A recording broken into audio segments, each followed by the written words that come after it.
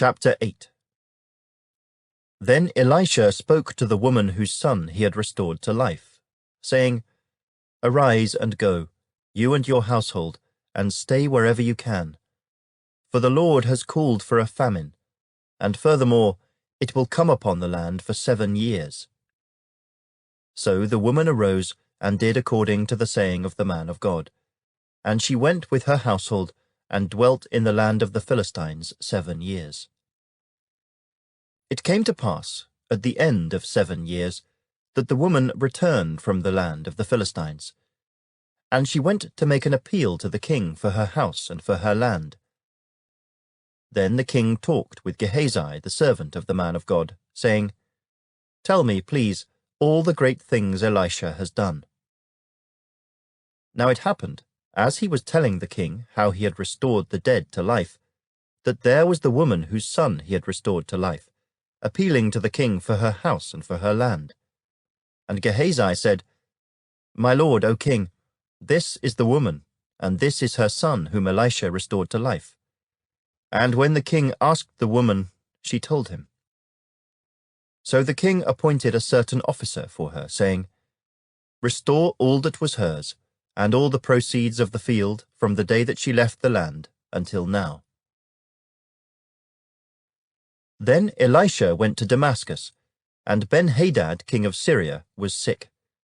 And it was told him, saying, "The man of God has come here." And the king said to Hazael, "Take a present in your hand, and go to meet the man of God, and inquire of the Lord by him, saying, 'Shall I recover from this disease?'"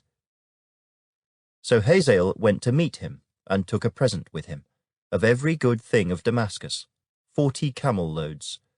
And he came and stood before him, and said, "Your son Ben-Hadad king of Syria has sent me to you, saying, 'Shall I recover from this disease?'"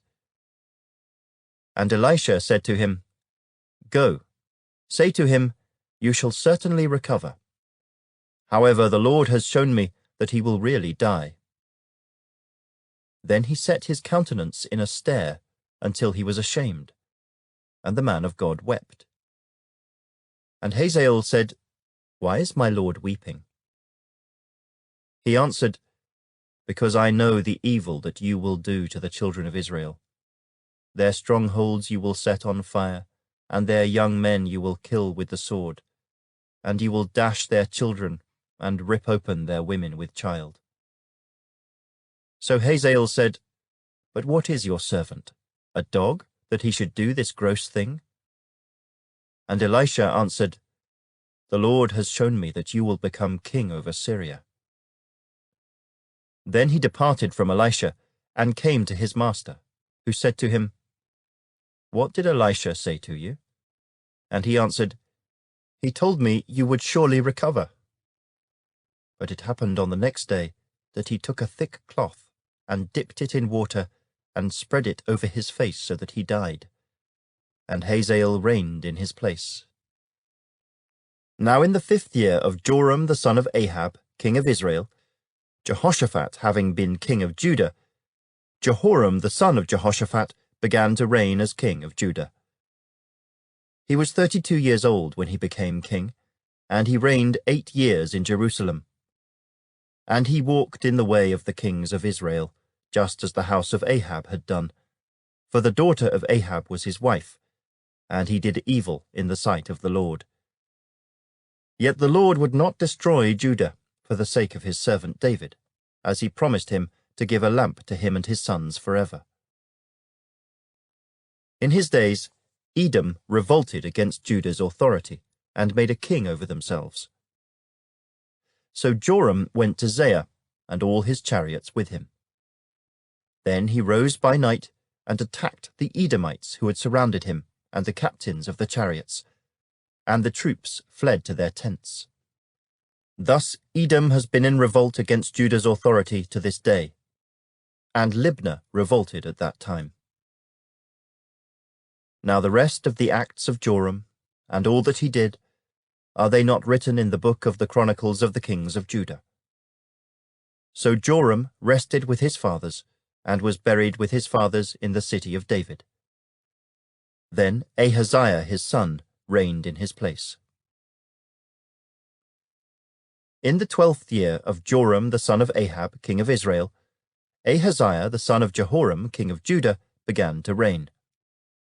Ahaziah was 22 years old when he became king, and he reigned 1 year in Jerusalem.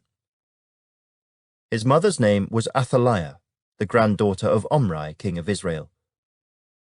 And he walked in the way of the house of Ahab, and did evil in the sight of the Lord, like the house of Ahab, for he was the son-in-law of the house of Ahab.